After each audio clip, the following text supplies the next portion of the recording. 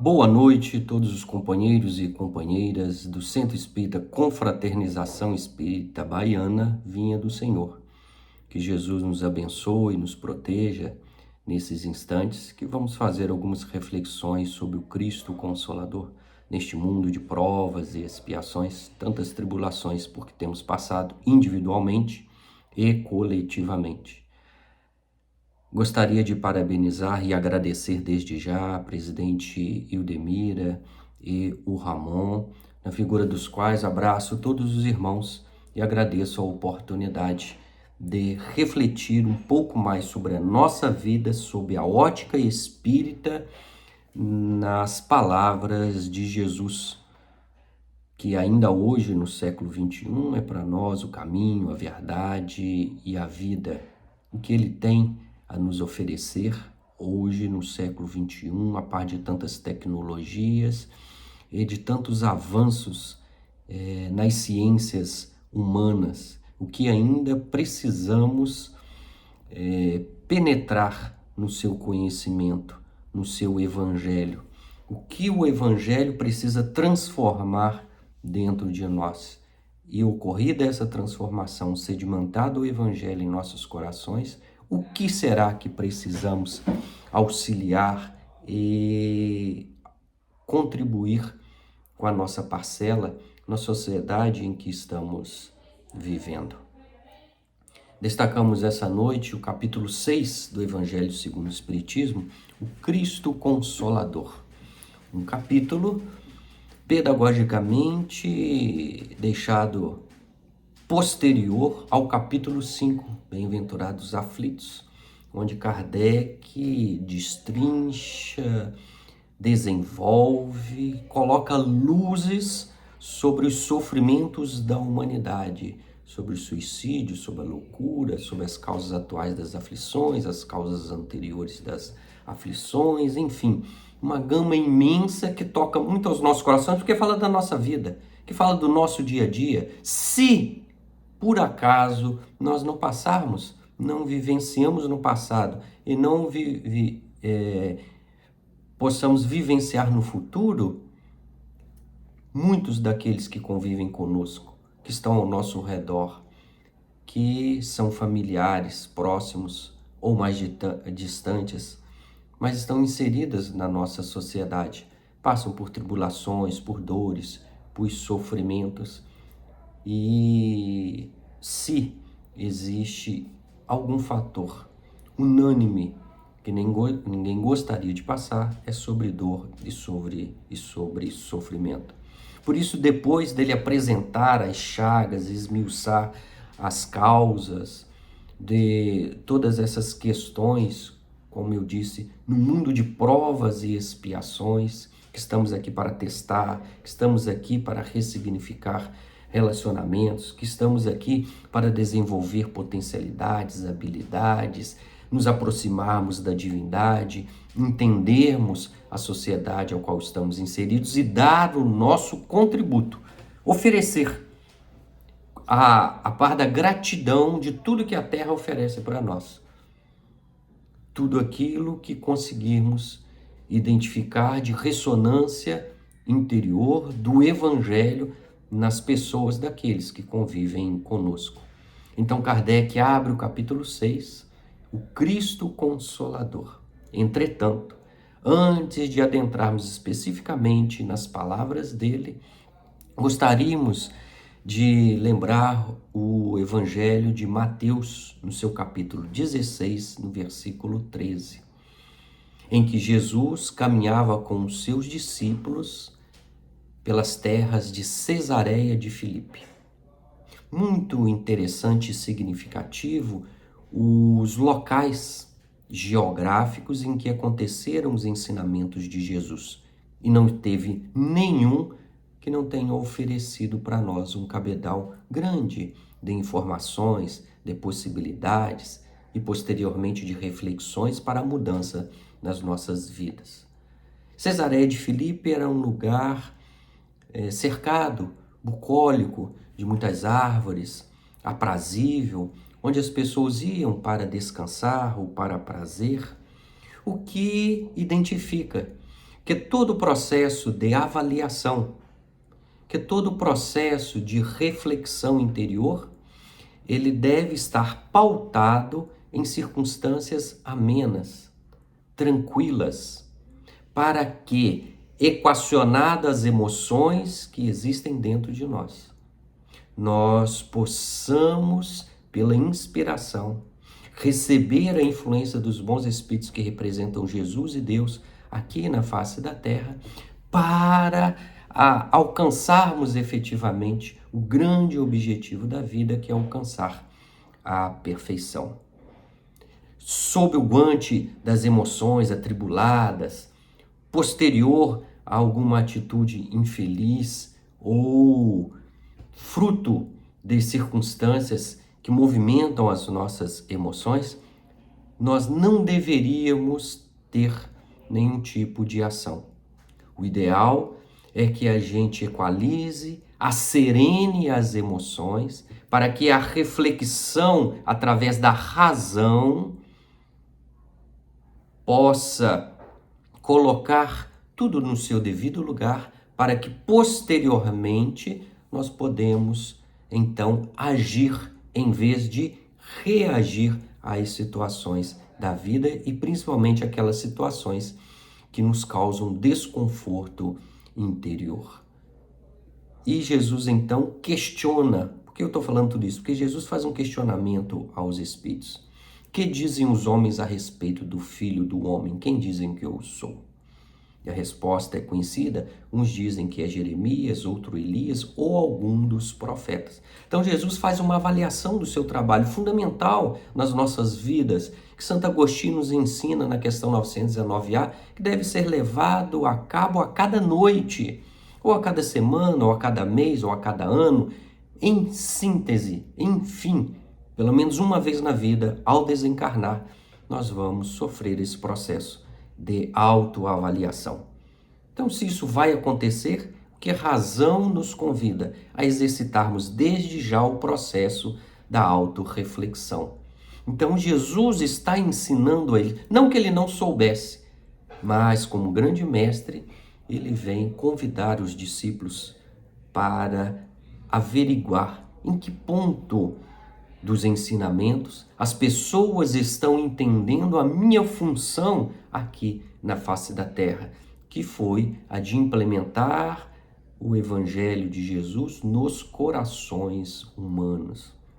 De maneira que eles não tinham um conceito como nós hoje temos na doutrina espírita sobre reencarnação com provas científicas, com raciocínios e analogias filosóficas, e a grande transformação que este conhecimento abre, essa fronteira nas nossas vidas, quando a gente vive sabendo que tivemos vidas anteriores, estamos tendo esta e teremos outras posteriores, que tudo se planta, que se colhe, nós estamos colhendo o passado, estamos plantando o futuro, estamos decidindo pelo nosso livre-arbítrio a nossa própria existência. Conceitos fundamentais que o Espiritismo traz para auxiliar a nossa perspectiva. Lá eles não tinham uma noção tão clara que nós temos hoje com o Livro dos Espíritos e todas as obras básicas, além das subsidiárias, de esclarecer,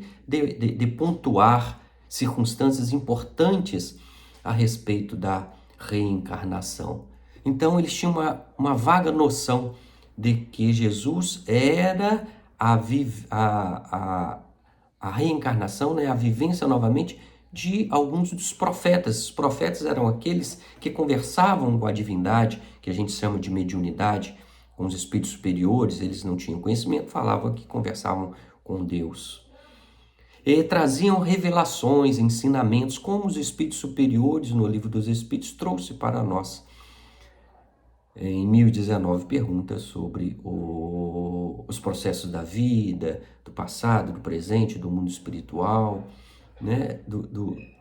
Dos maiores questionamentos da humanidade.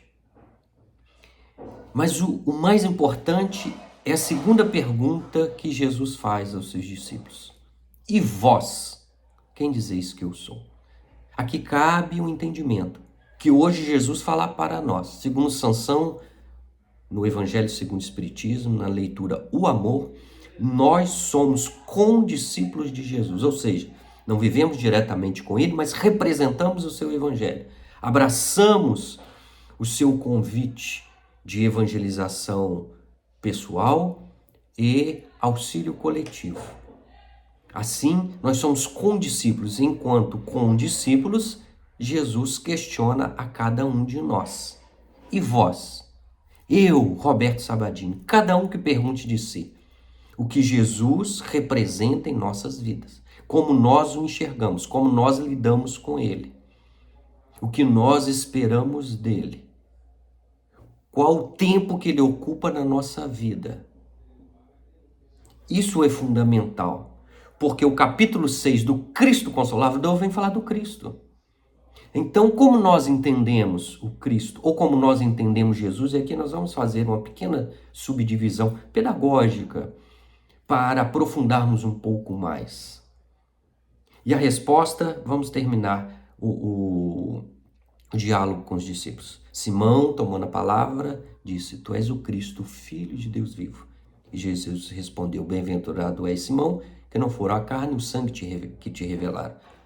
Não foi fruto das reflexões da sua própria razão, do seu próprio pensamento, mas daquele que está nos céus.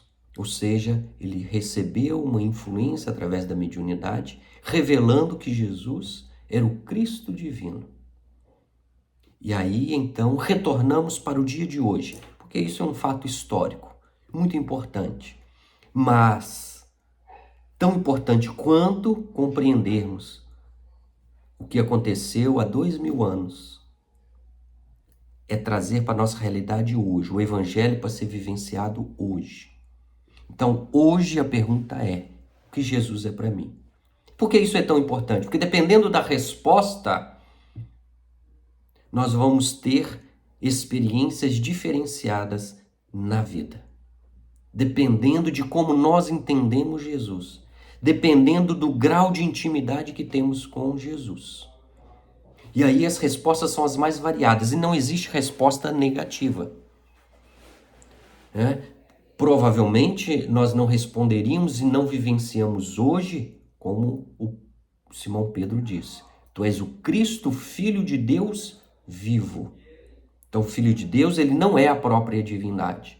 É um espírito que, como nós, foi criado simples e ignorantes, mas só que tem criado há muito tempo, tem muito mais experiência, muito mais vivência. Hoje nós temos, por exemplo, o livro A Caminho da Luz, em que o Emmanuel diz que antes de encarnar na Terra, ele se reuniu no Sol com outros Cristos. E aqui a espiritualidade já começa a desvendar circunstâncias diferentes de quem é Jesus. Que, enquanto Jesus Nazareno, que viveu na Galileia, filho de Maria e filho de José, a referência é do Cristo, ou de outros Cristos, que num estágio como o dele, auxilia a Deus o desenvolvimento dos espíritos e são corresponsáveis pela criação e pelo desenvolvimento dos planetas, dos milhares de planetas que existem no universo. Então, Jesus, enquanto a representação do Deus vivo, ele é para nós o Cristo, que não é a personalidade de Jesus, mas um símbolo do que representa determinados espíritos que alcançaram uma pureza e são corresponsáveis pelas nossas vidas, que nos auxiliam, que nos amparam, que tutelam a nossa jornada enquanto crianças espirituais. Na medida em que ganhamos capacidade de discernir, de assumir as nossas responsabilidades, nós deixamos os brinquedos de criança, como disse Paulo, e assumimos então a responsabilidade pelos nossos atos. Nos identificamos enquanto Deus e seremos cooperadores da própria divindade, colaboradores, trabalhar junto em prol da harmonia universal, em prol do bem, em prol da justiça, em prol das virtudes, recebendo influência dos espíritos superiores e auxiliando outros. Na questão 625, os espíritos respondem que Jesus é para nós o modelo e guia, o espírito mais perfeito que Deus nos ofereceu, como referência diante da nossa capacidade, porque a Terra é um planeta dos menores no sistema solar, e o sistema solar, ele é menor ainda em relação à nossa galáxia, a Via Láctea. Está na sua periferia, tão longe do centro da galáxia, onde tem grandes sóis, grandes planetas e espíritos muito mais evoluídos do que a nossa situação atual aqui na face da Terra. Então, se serve de modelo e de guia, ele é um parâmetro nas nossas vidas. Não que nós sejamos ou que almejemos ser efetivamente Jesus, mas buscamos como referência a simbologia do Cristo. Jesus é aquele que nasceu de Maria e de José, trouxe os ensinamentos de Jesus e desencarnou. Foi morto na cruz e ressuscitou no terceiro dia e continua sendo o co-criador e governador espiritual da terra, que nos auxilia, ele é a porta, ele é a luz, ele é o pão do mundo. Muitas referências sobre Jesus.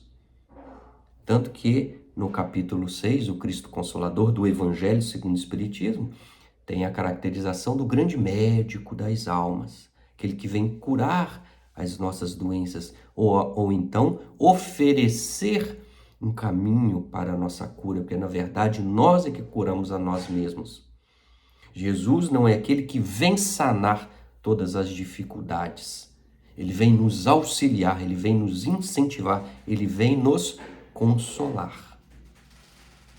Mas então, o que ele representa para nós?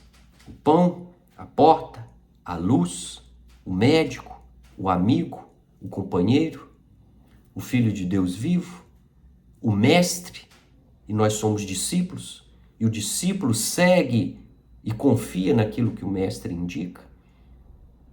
Isso é muito interessante da gente analisar, porque vamos tomar caminhos diferentes de acordo com aquilo que nós identificamos em Jesus.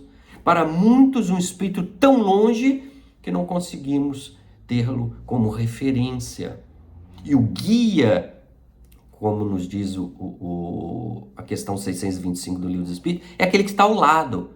Quando nós vamos visitar alguma cidade, ou vamos nos embrenhar dentro de uma mata e não conhecemos o local, geralmente ou contratamos ou nos oferecem guias. E o guia tem que estar par e passo conosco, porque ele já conhece o local. Se ele for adiante e deixar a gente para trás, a gente fica perdido. É como se não tivesse. Então o guia, ele está sempre ao nosso lado. Jesus está ao nosso lado.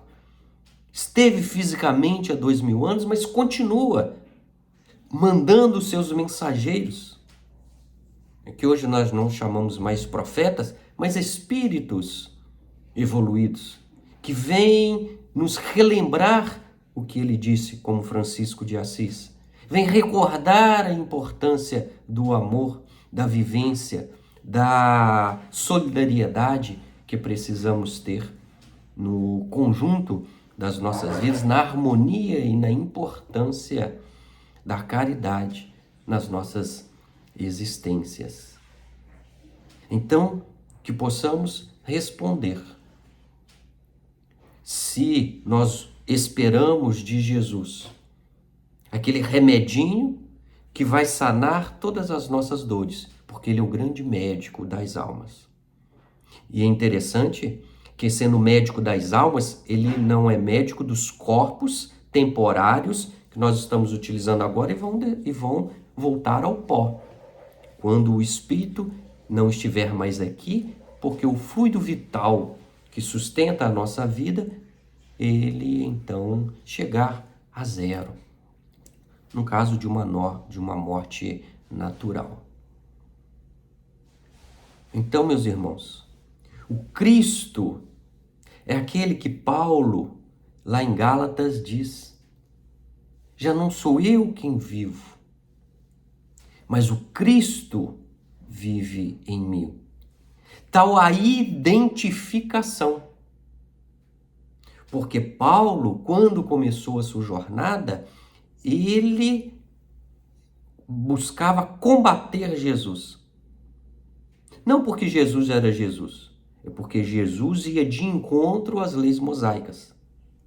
Quando elas estavam em determinado limite, Jesus ultrapassava, porque não era possível, segundo a lei, não podia fazer nada no sábado, ele curou no sábado. Então ele questiona: se eu não curar no sábado, estou fazendo mal. E fazer o mal pode? Fazer o bem não pode? E os judeus não conseguiam responder esses questionamentos. Então Paulo, como grande seguidor, chegou a mandar matar Gesiel, Estevão, que é o primeiro mártir do cristianismo.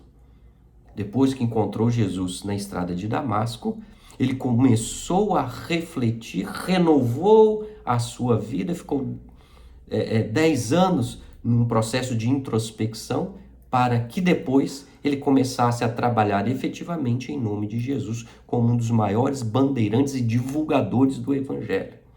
Muito mais, principalmente para aqueles que não eram judeus, chamados pagãos, que não passaram pela circuncisão. Porque o Evangelho de Jesus é para todos. Porque a misericórdia é para todos nós. Porque o Espiritismo é para todos nós. Porque as verdades universais são para todos nós. Não existe e não deveria existir nos nossos relacionamentos, nos nossos trabalhos doutrinários, nenhum tipo de divisão, nenhum tipo de limitação. Porque o amor, que é o próprio Deus, ele é extensivo a todos os seres humanos, a todos os seres da natureza, como nos ensinou Francisco, meu irmão Sol, minha irmã Lua e minha irmã Dor.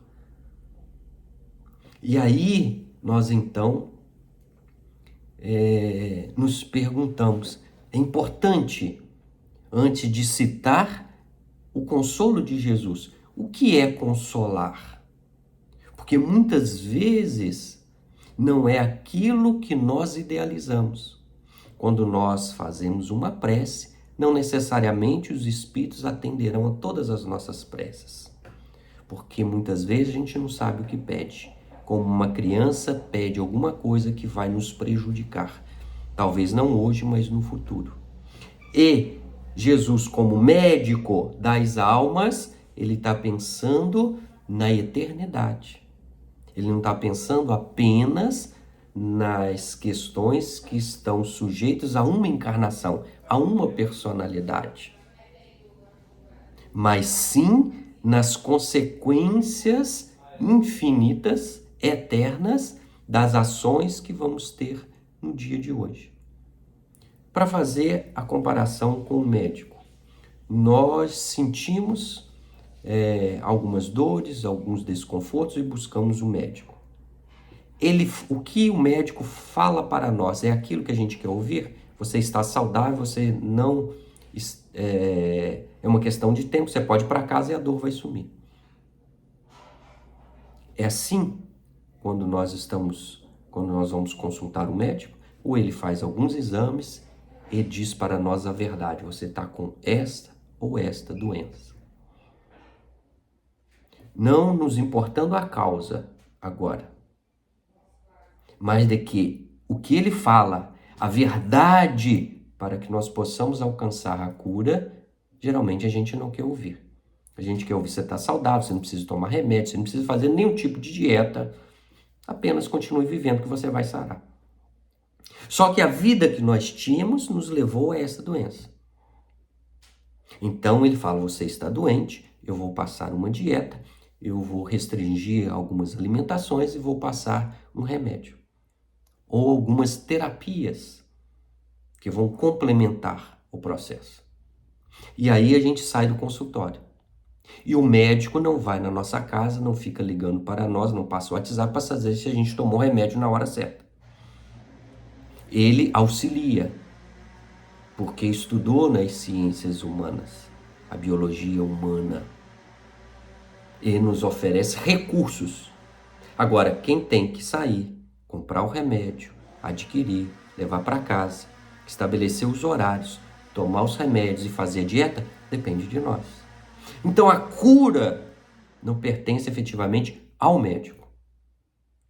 Como espiritualmente, por ser Jesus o grande médico das almas, a cura não pertence a ele.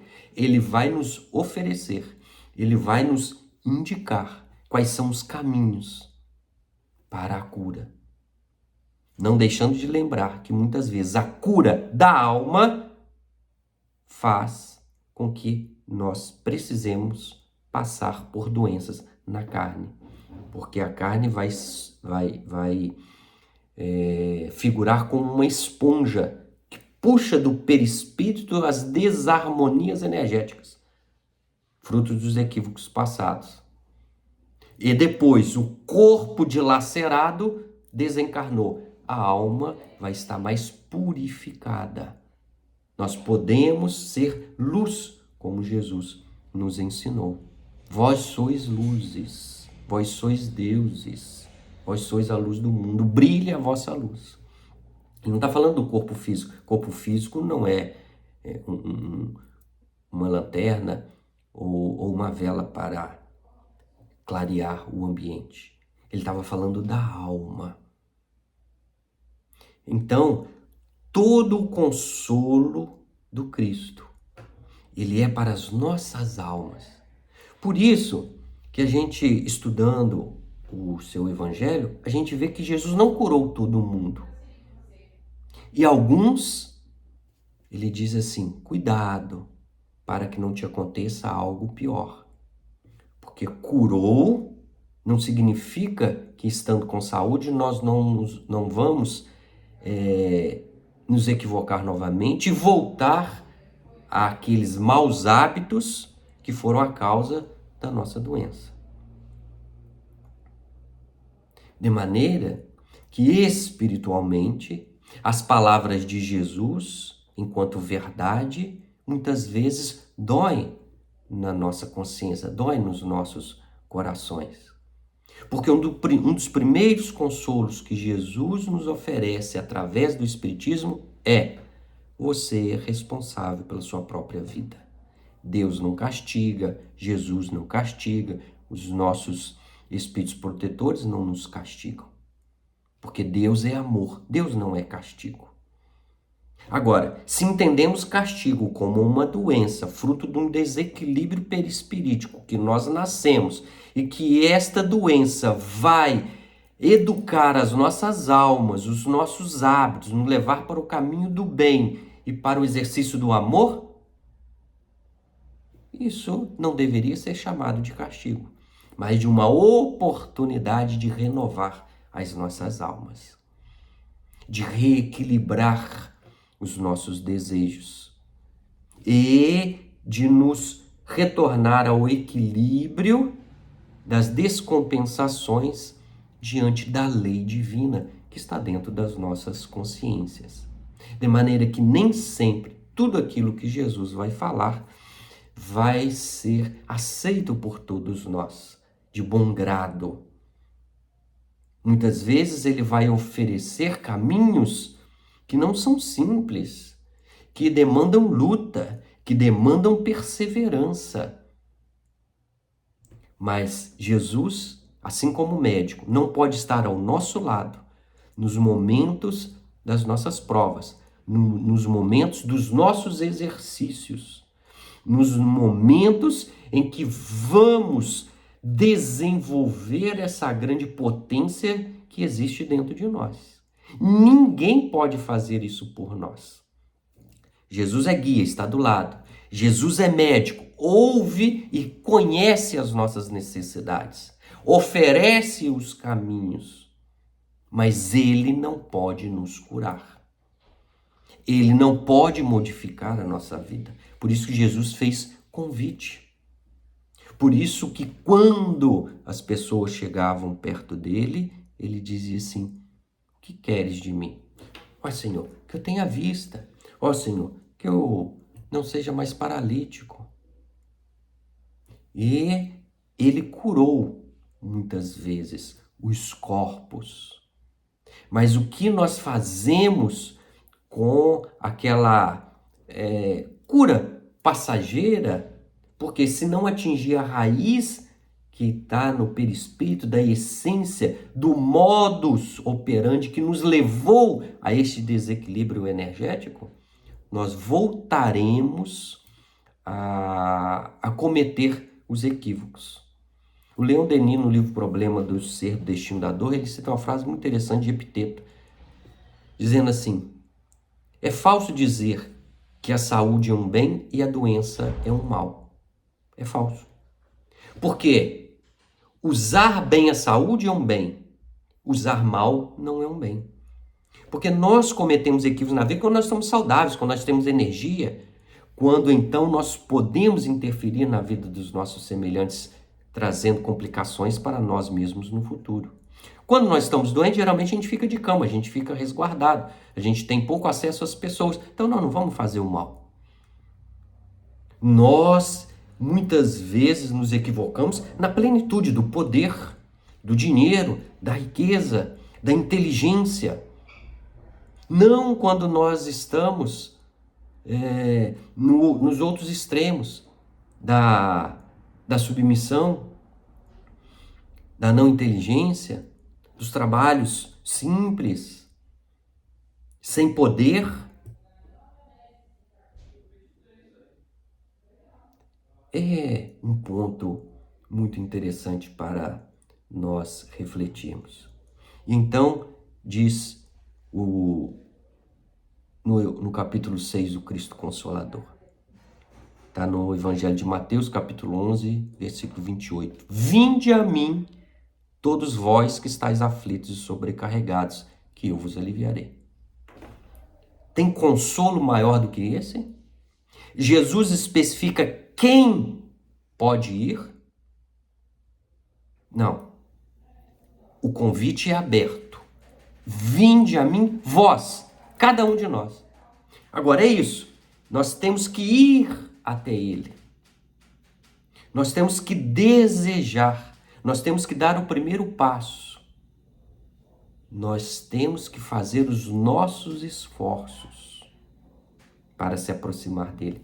E o Evangelho é farto nisso. Vamos citar só 2 exemplos. Um homem estava à beira da estrada, ouviu Jesus passar, ouviu porque era cego, começou a gritar: Jesus, filho de Davi, tem piedade de mim. Jesus, filho de Davi. Os discípulos voltaram e falaram: fala baixo, é o mestre que está passando aqui. Aí ele falou mais alto ainda. Ou seja, perseverou. Não ficou intimidado com as palavras dos discípulos, que era para ele não chamar Jesus, como se Jesus não pudesse atendê-lo, como se ele não fosse merecedor, como ele não era discípulo de Jesus. E quantas vezes nós entendemos que muitas pessoas não merecem tal ou tal caridade, porque nós os classificamos de X ou de Y em algumas circunstâncias, enquanto o amor ele é incondicional a todos os seres. Então, quando Jesus disse: vinde a mim, o convite é aberto.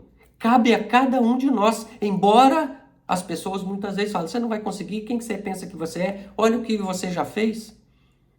Paulo estava com as suas mãos manchadas de sangue. Nem por causa disso deixou de seguir Jesus. E fez a grande transformação, a grande renovação íntima na sua alma. Porque nós não podemos? Então, a par dessas pessoas que vai nos incentivar a não realizarmos dentro de nós, perseveremos. Porque Jesus está nos convocando: vinde a mim. E ninguém pode fazer por mim o que pertence a mim. Sair da inércia. Inércia é quando a gente está parado. A gente gasta muita energia fisicamente. Um carro, quando está parado, ele precisa de muita energia. Na marcha é a primeira, é a marcha mais forte, que gasta mais energia. Depois ele pega o embalo e passa a segunda, terceira, e a marcha vai suavizando. Na vida também é assim. O primeiro esforço, o primeiro desejo, a primeira atitude não é fácil, porque vai de encontro a todo aquela situação que a gente estava confortavelmente vivenciando. Mas nós temos capacidade. Desde que nós ouçamos, falando para cada um de nós, o convite dele: vinde a mim, todos vós que estáis aflitos e sobrecarregados. E aí vem a pergunta: quem é que não está aflito e não está sobrecarregado? Em nenhuma circunstância, nem com ele, nem com os familiares, nem com a sociedade. No mundo de provas e expiações, todos nós temos, uns mais, outros menos, uns consciente, outros inconscientemente, uns entendendo as dores e os sofrimentos e as doenças como meios para a purificação da alma, não do corpo físico. E aí a gente entende a classificação de doentes e doenças. Nem todo mundo que tem doença é doente, mas aquele que não entende, aquele que não aceita, aquele que lamenta, aquele que reclama, é porque não está aproveitando o que a doença tem para nos ensinar. Realizada o ensinamento, ela vai embora.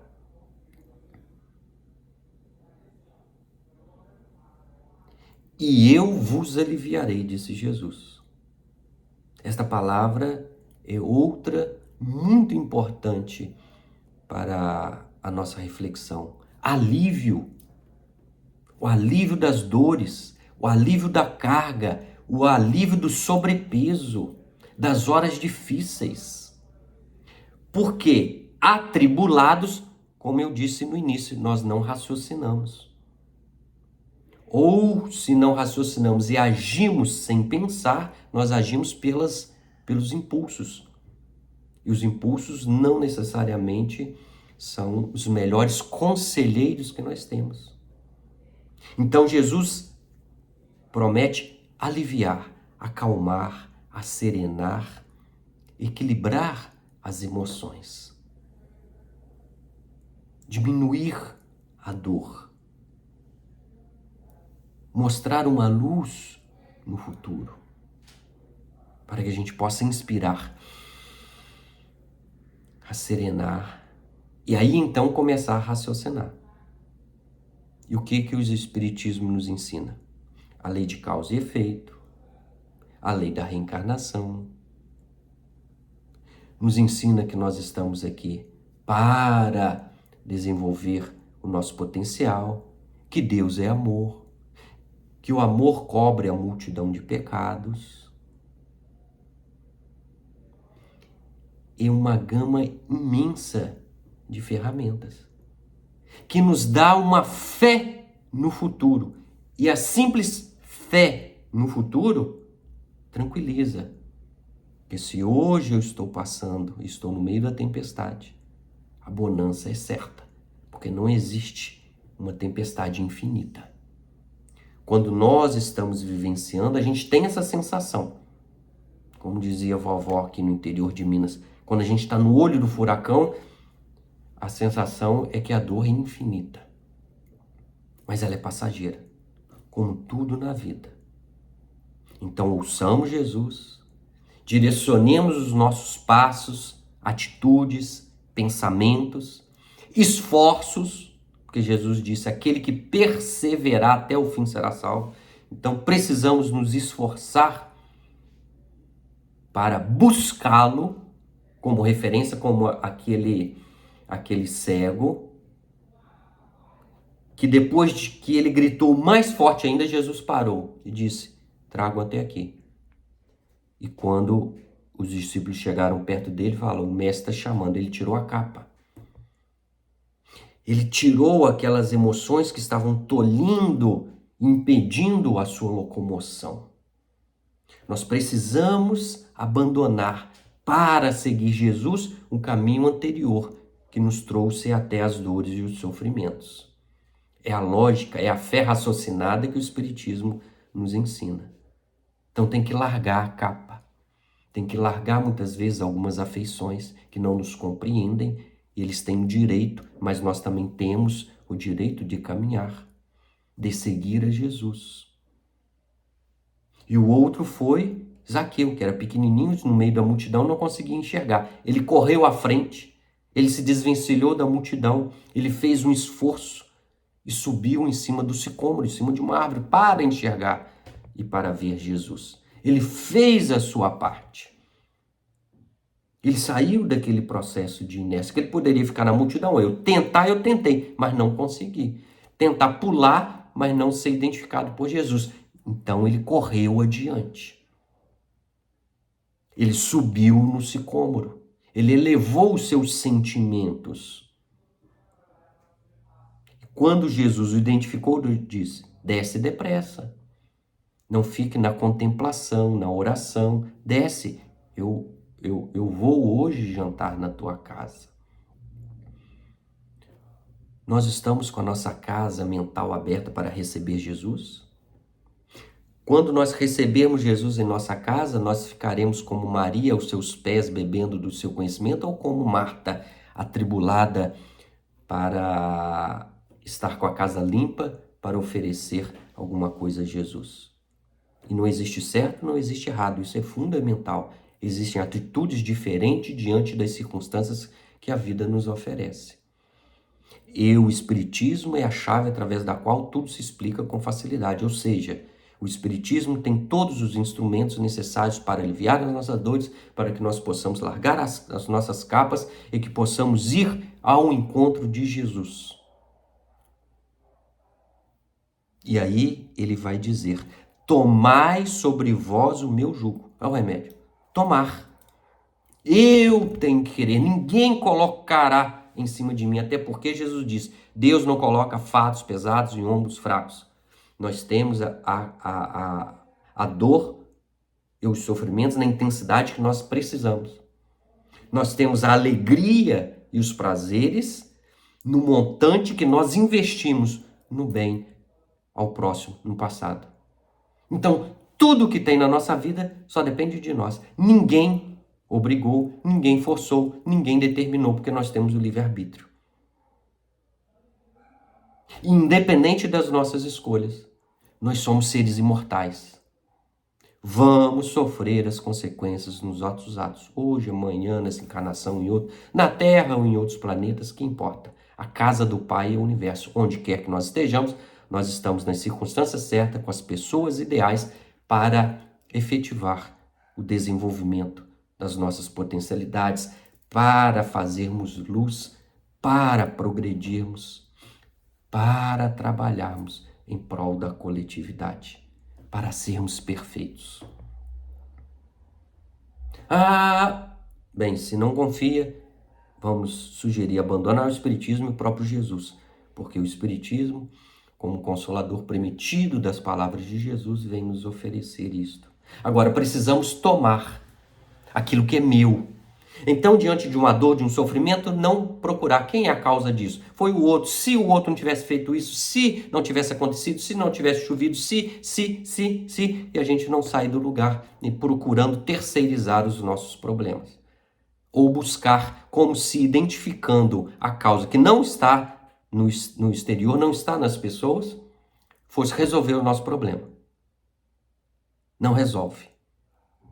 O primeiro passo é reconhecer as nossas limitações, os nossos equívocos. De que para crescer a gente tropeça, a gente cai, mas a gente tem a força de levantar. Porque uma vida harmoniosa não é aquela vida que não tem problemas.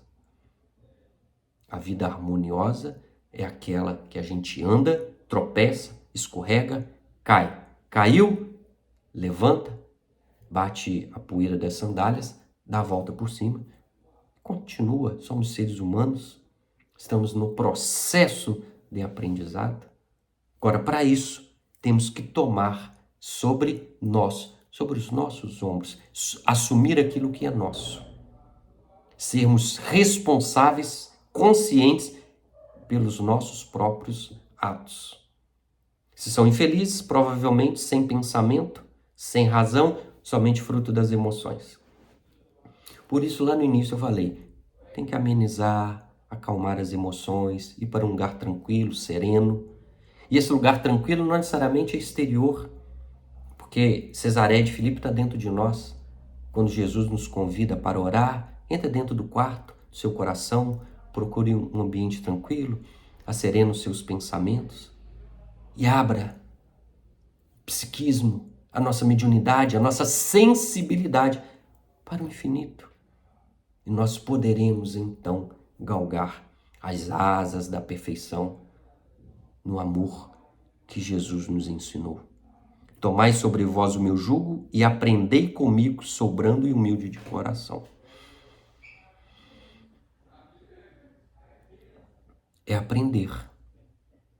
Jesus ensina, ele é o discípulo. João 13:13, vós me chamais mestre e senhor e dizeis bem porque eu sou. Lá no Evangelho de João. Ele ensina. Nós estamos aprendendo? Porque o aprendizado não depende do mestre, não depende de Jesus, depende da nossa receptividade. E o que vai depender da nossa receptividade? Como nós identificamos Jesus nas perguntas iniciais. Como o que Jesus é para mim? É um mestre? Então eu aceito o que ele fala. Ah, mas não poderia ser diferente? Então você está contestando. Ou aceita ou não aceita. Ou passa pelo aprendizado ou não. Até hoje, após 2000 anos, olha o que a nossa vivência sem Jesus nos trouxe, sem o evangelho dele, nos trouxe até aqui.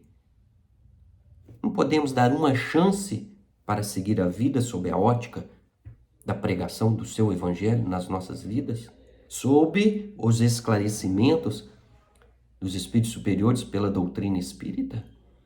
Vamos dar uma chance, pelo menos, e vamos aguardar as consequências, se serão positivas ou negativas, para aquele ainda que não crê? Porque isso é fé raciocinada? Vamos experimentar, tomar o nosso jugo e aprender com ele? Porque os ensinamentos dele são brandos e humildes, mas são verdadeiros. São verdadeiros. E nem sempre nós queremos ouvir a verdade. Porque a verdade é jogar luz nas nossas sombras, e nós estamos acomodados nas nossas sombras, nos nossos defeitos. A gente acostuma com eles. E mudar demanda esforço, demanda perseverança, demanda repetição. Quanto nós queremos esforçar para mudar a nossa própria vida? Para alcançarmos a paz definitiva. Para alcançarmos a felicidade, não passageira, mas eterna. Que é olhar para toda a criação divina e compreender que existe uma razão para tudo que existe. Existe uma razão para tudo que acontece conosco, no nosso ambiente, no mundo em que vivemos. Já dizia o Eclesiastes, debaixo do céu há uma razão e há um tempo para tudo.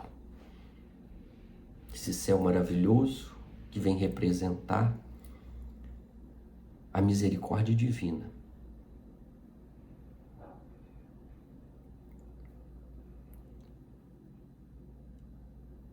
E achareis repouso para as vossas almas. Olha só, nós vamos encontrar então aquele ambiente tranquilo. Este repouso de Jesus não é ficar parado, é ter o coração tranquilo, a mente serena diante dos fatos da vida, num mundo de provas e expiações, cujas provas e expiações e pessoas indesejáveis são meios que a vida tem para desenvolver as nossas potências. Porque somente no aperto, somente na dificuldade, a gente consegue superar. Como dizia minha avó aqui no interior de Minas, carro apertado é que canta, falando do carro de boi, que quando aperta o parafuso, que seguravam as rodas, ele canta, fica rangendo. Mas ele anda frouxo, a roda fica para lá e para cá e não consegue desenvolver. Esses arroxos da vida, essas verdades que Jesus vem nos oferecer, vem dizer que nós somos responsáveis pelas nossas próprias existências, nos traz uma gama de responsabilidade muito grande, que nós não podemos terceirizar. Agora, se confiar, se entregarmos, se assumirmos, se irmos até Ele, são alguns verbos: ir, aceitar, aliviar, tomar sobre nós, aprender, e a gente vai encontrar o repouso. Simples assim, em 5 passos para alcançar a paz imorredoura e a felicidade sem máculas. Ele termina assim o versículo: pois é suave o meu jugo e leve o meu fardo. Tudo com Jesus é suave. Não que vai diminuir o peso, mas vai diminuir o nosso entendimento. Vai diminuir a nossa resistência para não carregar nenhum peso. Nós vamos ter as forças, as energias e a inteligência necessária para aliviar, para carregar, para superar, para entender. E quando nós fazemos isso no grau de aceitação, a gratidão passa a ser companheira dileta nas nossas existências. E em sendo gratos diante da vida, nós vamos encontrar o repouso para as nossas almas. E todas as provas, todas as dores, todos os sofrimentos vão ser leves e vão ser suaves com Jesus. Sem Ele, nós vamos pela força da lei de Moisés. Com Jesus, nós caminhamos pela presença do amor, o convite da espiritualidade. O Espiritismo veio nos propiciar, veio jogar luz no entendimento das palavras de Jesus, que muitas vezes representavam, através das parábolas, uma certa dificuldade de compreensão. O Espiritismo veio nos auxiliar, veio demonstrar que somos espíritos eternos, criados simples e ignorantes, com a destinação da perfeição. E Deus nos ofereceu o livre-arbítrio e disse assim: agora é contigo, meu irmão, meu filho. Nós somos filhos da perfeição, filhos do amor, mas precisamos desenvolver, precisamos trazer à consciência quem efetivamente nós somos, tudo aquilo que podemos realizar e abraçar com Jesus, porque amar como Jesus amou muitas vezes representa não sermos reconhecidos no mundo, porque nem todos estão dispostos a carregar o jugo suave de Jesus, que é entender as manifestações da vida, muitas vezes dolorosas e de sofrimento, que nos aparece. Nem bate mais na nossa porta, agora já está adentrando sem pedir permissão. Mas se Deus permite que isso aconteça, é porque as consequências serão infinitamente maiores do que a dor e a intensidade do que nós estamos passando. Este é o consolo de Jesus. Em resumo, dizer, só depende de você, só depende de nós. Sofrer ou não sofrer. Sofrer sob a ótica de Jesus ou sofrer sob a ótica do mundo. Tenho certeza que sob a ótica do mundo, nós já passamos inúmeras existências. O convite de Jesus agora é que possamos, através da equalização das nossas emoções, raciocinarmos e entendermos a efetiva presença de Jesus nas nossas vidas.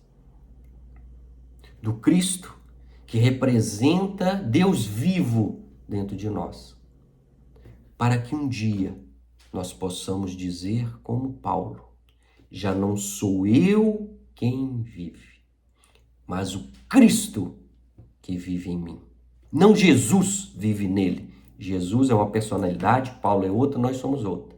o Cristo, a simbologia da vida eterna, da compreensão, do trabalho incansável, do amor que cobre a multidão de pecados. O amor incondicional que abraça todo mundo, que oferece todas as possibilidades para o bem, que nos convida a sermos cooperadores de Jesus, colaboradores na sua seara. Jesus afirmou: todo aquele que colocar a mão na charrua, que não olhe para trás, deixai para trás o que para trás ficou, deixai aos mortos o cuidado de enterrar os seus mortos. A vida é para frente, os olhos estão na frente da nossa face, não estão atrás.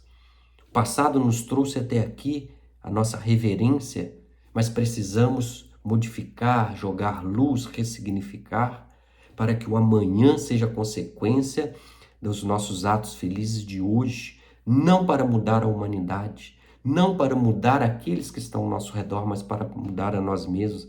E na medida em que vamos sedimentando o Evangelho de Jesus em nossos corações, nós acendemos uma candeia, ninguém acende uma candeia e coloca debaixo do alqueire, mas acima para iluminar todos os outros. Ou seja, na medida que nós nos equilibramos internamente, nós oferecemos tranquilidade e paz, segurança, conforto, roteiro, parâmetro para aqueles que convivem conosco. E nessa ajuda mútua pela lei da fraternidade universal, nós vamos dando passos decisivos rumo à nossa evolução. Então a gente não precisa se preocupar com nada mais. Quando o amor for a grande decisão das nossas vidas, o mundo irá se descortinar. Podem acreditar. Não porque eu estou falando por aqueles que já abraçaram o amor, por aqueles que decidiram abdicar do seu eu, do seu desejo, seus brinquedos de criança, falando mais uma vez na linguagem de Paulo de Tarso, mas naquele que compreendeu que nós somos irmãos, que nós estamos aqui para viver em paz, que todos nós podemos ganhar respeitando o outro e auxiliando aqueles que estão com situações mais infelizes e mais delicadas do que nós. Embora Jesus não espere que a gente modifique o mundo, que nós possamos enxugar uma lágrima, levantar um caído, confortar um coração. Já estaremos dando o nosso contributo para a harmonia do universo, para que o amor não seja teoria, não seja retórica, não esteja apenas na poesia e nas músicas românticas, mas que seja uma realidade nas nossas vidas. Deus conta conosco, que nós possamos despertar essa consciência dentro de nós e oferecer, como Paulo lá na estrada de Damasco: Senhor, o que queres que eu faça? E o que Jesus respondeu? E o que Jesus ofereceu para ele? Um caminho, dizendo: você iria para Damasco? Siga para Damasco. Então a gente não precisa renovar a nossa vida, mudar de local, de trabalho, de parente. Não, continue, volte para casa, vá trabalhar, vá para o centro, vá para as suas tarefas diárias. E, na medida em que você estiver vivendo naturalmente, a vida vai te oferecer símbolos, chamados, que a gente precisa ter ouvidos para ouvir e olhos para ver. E isso só depende de cada um de nós.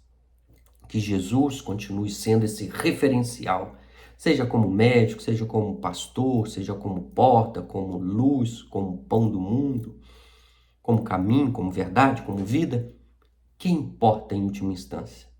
Que nós possamos absorvê-lo na essência dos nossos esforços e fazer com que ele esteja ao nosso lado, inspirando as nossas palavras, abrindo e rompendo as barreiras que nós colocamos no nosso coração, para que a luz e o sol da verdade, preenchendo todo o nosso ser, vai nos oferecer hoje, agora, amanhã e por todo sempre caminhos de paz, caminhos de felicidade. Um abraço fraterno a todos os companheiros do Centro Espírita Confraternização Espírita Baiana, Vinha do Senhor. Que Jesus nos abençoe e nos propicie, hoje e por todo sempre, oportunidade de amar.